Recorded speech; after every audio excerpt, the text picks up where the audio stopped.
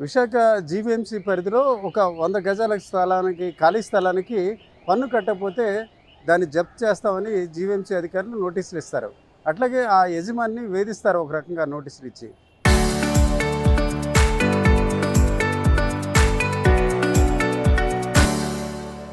కానీ ఈరోజు చూసుకుంటే దాదాపు 97 ఎకరాలు అంటే కోట్ల రూపాయల జీవీఎంసీ ఆదాయం వచ్చే పరిస్థితి ఉంది.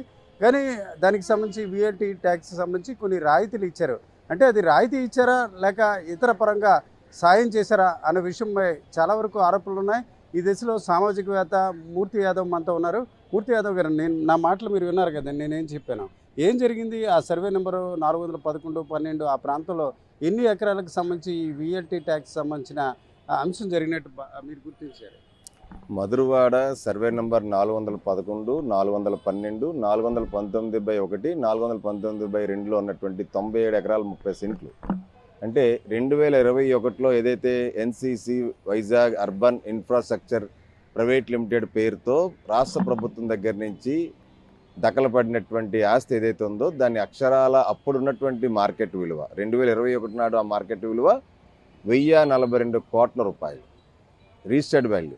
అటువంటి ఆ యొక్క ఆస్తికి ఎప్పుడైతే 2022లోనే వీళ్ళు ఈ సంస్థ వాళ్ళు ప్లాన్ కోసం దరఖాస్తు చేస్తున్నారో, ప్లాన్ కోసం దరఖాస్తు చేసుకున్నప్పుడే 2022 డిసెంబర్లో జీవీఎంసీ అధికారులు ఖాళీ స్థలం పన్ను చెల్లించాలని చెప్పి నోటీస్ ఇవ్వడం జరిగింది ఎన్సీసీ వాళ్ళకి. ఎన్సీసీ ప్రాజెక్ట్స్ అనేటువంటి సంస్థ దగ్గర నుంచి గత ప్రభుత్వంలో ఉన్నటువంటి మాజీ డిప్యూటీ సీఎం కొట్టు సత్యనారాయణ వాళ్ళ స్వయానా తమ్ముడు కొట్టు మురళీకృష్ణ చెందినటువంటి ఐకానికా ప్రాజెక్ట్స్ ఏదైతే వాళ్ళు ఎన్సీసీ ప్రాజెక్ట్స్ భూమిని 97 ఎకరాలని తీసుకున్నారో డెవలప్మెంట్లో భాగంగా, వాళ్ళు అధికారంలో ఉన్నా అని చెప్పి కనీసం ఖాళీ స్థలం పన్ను విధించనివ్వలేదు, చెల్లించలేదు, కనీసం దాని జోలికి కూడా జీవీఎంసీ అధికారులు పోలేదు.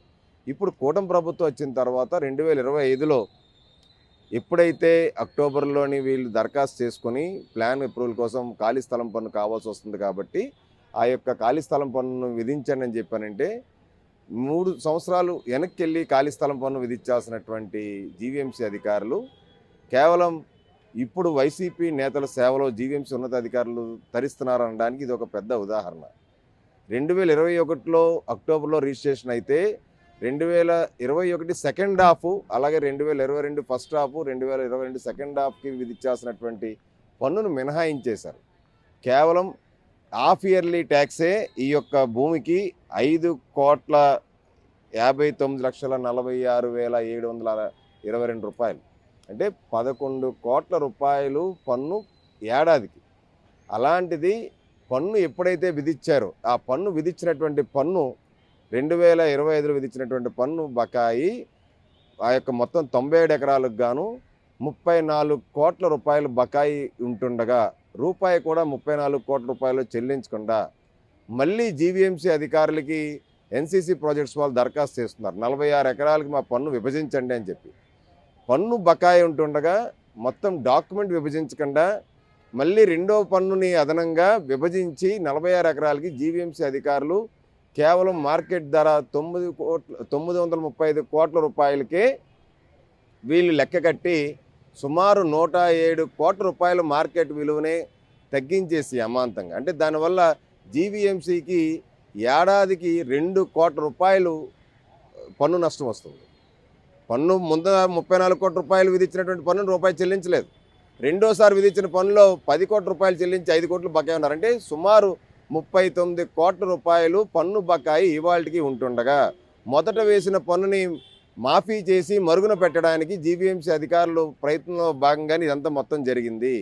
అసలు పన్ను ఖాళీ స్థలం పన్ను 1000 కోట్ల రూపాయల ప్రాజెక్టులు చేస్తున్నటువంటి వైసీపీ నేతలు సంస్థకు చెందినటువంటి ఐకానికా ప్రాజెక్ట్స్ ఏదైతే ఉందో మాజీ డిప్యూటీ సీఎం వైసీపీ నేత అయినటువంటి ఆయనకి ఎందుకు పన్ను తగ్గించాల్సిన అవసరం ఏంటి? ఎందుకు వాళ్ళతో కుమ్మక్కు కావాల్సిన అవసరం ఏంటి? జీవీఎంసీ రెవెన్యూ ఉన్నతాధికారులు ఇంత పెద్ద మొత్తంలో ఒక సంస్థ కోసమే సుమారు 50 కోట్ల రూపాయలు జీవీఎంసీకి ఖాళీ స్థలం పనుల్లో గండి కొట్టేటువంటి ప్రయత్నం ఎందుకు చేస్తూ ఉన్నారు? వీళ్ళకి కోట్ల రూపాయల ముడుపులు ముట్టబట్టే కేవలం 31 జనవరి 2026 దరఖాస్తు చేసుకుంటే ఎన్సీసీ ప్రాజెక్ట్స్ వాళ్ళు ఒక పన్ను ఉంటుండగా పన్ను బకాయి 34.5 కోట్లు పన్ను బకాయి ఉంటుండగా అదనంగా మళ్ళీ 46 ఎకరాలకి డాక్యుమెంట్ విభజన లేకుండా పన్ను విధించడానికి గల ఆంతర్యం ఏంటి? కేవలం 48 గంటల్లోనే మొత్తం తతంగం అంతా ముగించేశారు జీవీఎంసీ ఉన్నతాధికారులు. అంటే ఒక విషయం, ఇప్పుడు మీరు చెప్పే ఎన్సీసీ ప్రాజెక్టు దానికి గడువు సమయంలో ప్రాజెక్టు ప్రారంభించాలి, కానీ గడువు సమయంలో ప్రాజెక్ట్ చేయలేదు, సహజంగా క్యాన్సిల్ చేయాలి. కానీ డెవలప్మెంట్గా ఐకానికా ఇచ్చారు. అలాగే ఈ ఐకానికా అనే సంస్థ ఒక వైసీపీ అంటున్నారు. బట్ ఇప్పుడు ప్రభుత్వం, కూటమి ప్రభుత్వం ఎందుకు చర్యలు తీసుకోవట్లేదు? అంటే ప్రభుత్వ పెద్దలకి తెలియట్లేదా, లేకపోతే అధికారుల స్థాయిలోనే ఈ వ్యవహారం జరుగుతున్నట్టు మీరు అనుకుంటున్నారా? ఏదైతే హౌసింగ్ ప్రాజెక్ట్ నిమిత్తం ఇచ్చినటువంటి ప్రాజెక్ట్ కేటాయించినటువంటి భూమి ఏదైతే ఉందో దానికోసం సకాలంలో ఈ యొక్క ప్రాజెక్ట్ని చేపట్టలేదు కాబట్టి వెంటనే ప్రాజెక్ట్ని క్యాన్సిల్ చేసేసి ఎన్సీసీ వాళ్ళకి ఈ యొక్క భూమిని కేటాయింపుని క్యాన్సిల్ చేసి రాష్ట్ర ప్రభుత్వం తిరిగి వెనక్కి తీసుకోవాలి. కొన్ని వేల కోట్ల రూపాయలు విలువ చేసేటువంటి భూమి ఇవాళ దారదత్తం చేశారని చెప్పి గత వైసీపీ ప్రభుత్వంలోనే మేము జనసేన పార్టీ పెద్ద ఎత్తున పోరాడింది. ఇప్పుడు కూడా రిప్రజెంటేషన్లో ఇచ్చాం మేము. జీవీఎంసీ ప్రత్యేక అధికారి అయినటువంటి జిల్లా కలెక్టర్ గారికి ఇవాళ గ్రీవెన్స్లు ఇచ్చాం. ఈ భూ కేటాయింపుని మొత్తం రద్దు చేయండి, మొత్తం ఈ భూ వ్యవహారం అంతా కూడా వేల కోట్ల రూపాయలు విలువ చేసేటువంటి ప్రభుత్వం తిరిగి వెనక్కి తీసుకుని ప్రభుత్వ అవసరాల కోసం వినియోగించండి అని చెప్పి సాక్షాత్తు మాజీ మున్సిపల్ శాఖ మంత్రి టీడీపీ సీనియర్ ఎమ్మెల్యే అయినటువంటి బండారు సత్యనారాయణమూర్తి గారే గత వైసీపీ ప్రభుత్వంలో అక్కడికి వెళ్ళి ధర్నాలు చేస్తే అరెస్టులు చేశారు అక్రమంగా వైసీపీ ప్రభుత్వం వాళ్ళు. అంటే ఒక సీనియర్ మున్సిపల్ మంత్రి, మాజీ మంత్రి ధర్నా చేస్తే అరెస్టులు చేసినటువంటి వ్యక్తి అంత పెద్ద ఎత్తున ఉద్యమం చేస్తే ఇవాళ కూటమి ప్రభుత్వం వచ్చిన తర్వాత కూటమి ప్రభుత్వంలో ఉన్నటువంటి జీవీఎంసీ అధికారులు కూడా వైసీపీ నేతలకే ఇవాళ కొమ్ము కాసి కోట్ల రూపాయలు అనుచిత లబ్ధి చేకూరుస్తున్నారంటే ఎంత దారుణమైనటువంటి పరిస్థితి ఉందో దీన్ని బట్టి అర్థమవుతోంది. ఇదే కాదు, వీళ్ళకి ఎన్సీసీ ప్రాజెక్ట్ సంస్థకి నాలా కూడా చెల్లించాలని చెప్పి జీవీఎంసీ అధికారులు ప్లాన్లో పొందుపరిచారు.